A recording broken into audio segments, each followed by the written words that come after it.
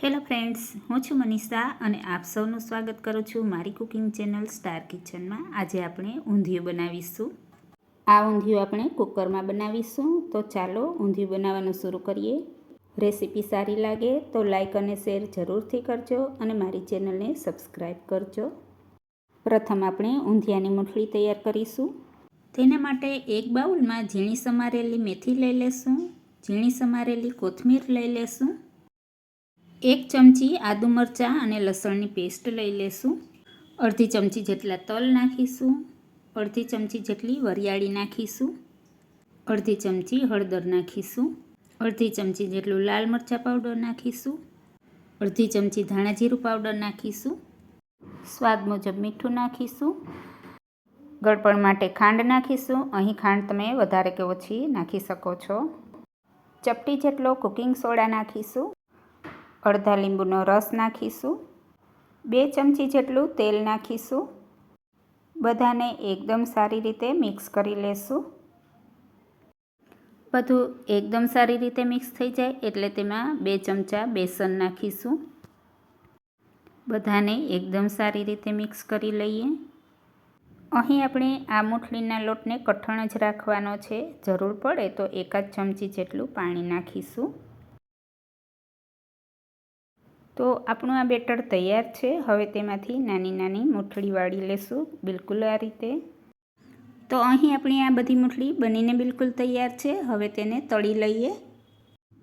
અહીં મેં કુકરમાં તેલ મૂકી દીધું છે. આપણે જે કુકરમાં ઊંધિયું બનાવવું હોય તેમાં જ આપણે ઊંધિયા માટેનું જે તેલ મૂકીએ તેમાં જ આપણે મૂઠલી તળી લેવાની છે. આપણે થોડી થોડી મૂઠલી તળી લેશું. કેમ કે અહીં આપણે ઊંધિયા માટે તેલ મૂક્યું હોય એટલે મૂઠલીને આપણે થોડી થોડી 2 કે 3 વાર તળીશું. પછી એ જ તેલમાં આપણે ઊંધિયું વઘારીશું. મૂઠલી થોડી ગોલ્ડન બ્રાઉન કલરની થાય એટલે તેને તેલમાંથી કાઢી લેવાની. અહીં આપણી બધી જ મૂઠલી તળાઈ ગઈ છે. તો આપણે ઊંધિયા માટેના શાકભાજી લઈ લેશું. તેના માટે 4 નંગ બટેટાને મોટા મોટા કાપીને લીધા છે. અડધી વાટકી જેટલી વાલોળને ફોલીને લીધી છે. 1 વાટકી જેટલા વટાણા લીધા છે. અડધી વાટકી વાલ લીધા છે. અડધી વાટકી લીલી તુવેર લીધી છે. 1 વાટકી જેટલું મોટું મોટું કાપેલું ફ્લાવર લીધું છે. 1 વાટકી લીલા ચોળાની શીંગો લીધી છે.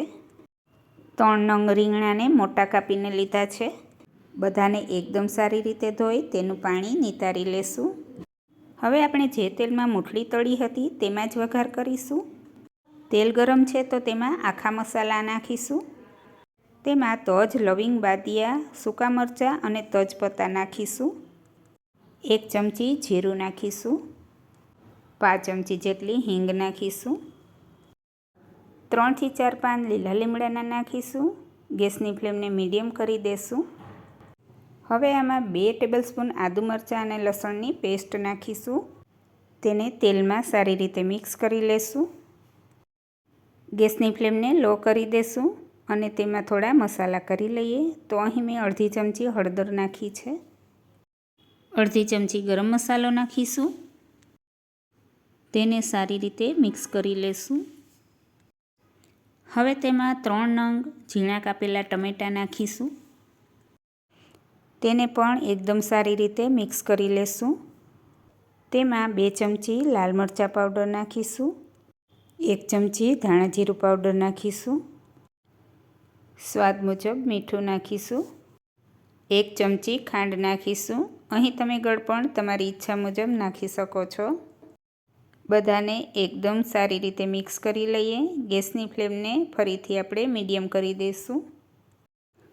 તો આ રીતે ટમેટાને આપણે 2 થી 3 મિનિટ તેલમાં સાંતળીશું જેથી તે એકદમ સારી રીતે ગળી જાય અને મસાલા પણ ખૂબ જ સારી રીતે મિક્સ થઈ જાય.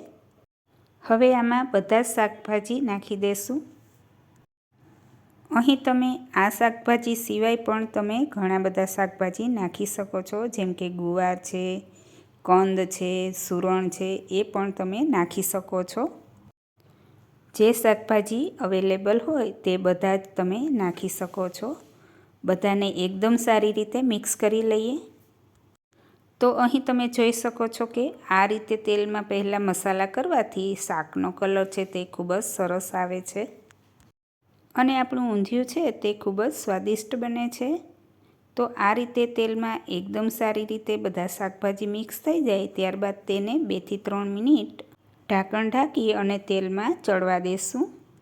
ગેસની ફ્લેમને લો કરી દેશું અને સાથે સાથે આપણે બીજા ગેસ ઉપર 1 ગ્લાસ જેટલું પાણી ગરમ કરવા રાખી દેશું। તો 2 મિનિટ બાદ આપણે જોઈએ તો અહીં તેલમાં થોડાક બબલ્સ દેખાઈ રહ્યા છે અને મસાલા પણ ખૂબ જ સારી રીતે મિક્સ થઈ ગયા છે। ઊંધિયાને આપણે એકવાર સારી રીતે મિક્સ કરી લઈએ। શાક એકદમ સારી રીતે મિક્સ થઈ જાય એટલે આપણે જે પાણીને ગરમ કરવા રાખ્યું હતું તે હવે આ શાકમાં નાખી દઈશું। તો મેં અહીં લગભગ 1 ગ્લાસ જેટલું પાણી શાકમાં નાખ્યું છે। અહીં આપણે શાકને ડૂબડૂબા કરતાં પણ ઓછું પાણી નાખ્યું છે। કુકરનું ઢાંકણ ઢાંકી તેને 10 મિનિટ જેવું લો ફ્લેમ પર રહેવા દેશું। 10 મિનિટ બાદ 1 સીટી વાગે એટલે ગેસને બંધ કરી દેશું। કુકરનું પ્રેશર ઓછું થાય એટલે તેનું ઢાંકણ ખોલી લેશું। તો અહીં તમે જોઈ શકો છો કે ઊંધિયાને કુકરમાં લો ફ્લેમ પર કરવાથી ઊંધિયું છે તે ખૂબ જ સારી રીતે બફાઈ ગયું છે। તેમાં ઝીણી કાપેલ કોથમીર નાખીશું અને આપણે જે મુઠલી તૈયાર કરી હતી તે પણ નાખી દઈશું। 1 લીંબુનો રસ નાખીશું। લીંબુ થોડુંક વધારે નાખશું જેનાથી ટેસ્ટ છે તે એકદમ સરસ ચટપટો આવે। હવે ઊંધિયાને એકદમ હળવા હાથે હલાવી લેશું જેથી મુઠલી છે તે પૂરા શાકમાં મિક્સ થઈ જાય। એકદમ હળવે હળવે હલાવીશું। આપણે ઊંધિયામાં જે મુઠલી નાખી છે તેને વધારે બનાવીને તમે સ્ટોર પણ કરી શકો છો। હવે ઊંધિયાને ઢાંકી દેશું અને 2 થી 3 મિનિટ માટે ગેસની લો ફ્લેમ પર આમ જ રહેવા દેશું। 3 મિનિટ બાદ ઢાંકણને ખોલી અને ગેસને બંધ કરી દેશું અને અહીં તમે જોઈ શકો છો કે ઊંધિયું છે તે બિલકુલ તૈયાર છે। કુકરમાં એકદમ ઓછા સમયમાં બની જાય છે અને ખાવામાં પણ ખૂબ જ ટેસ્ટી બને છે। તો તમે પણ ખૂબ જ સરળતાથી એકદમ ટેસ્ટી ઊંધિયું બનાવો। રેસીપી સારી લાગે તો લાઈક કરજો, શેર કરજો અને મારી ચેનલને સબસ્ક્રાઈબ કરજો। તો ફરી મળીશું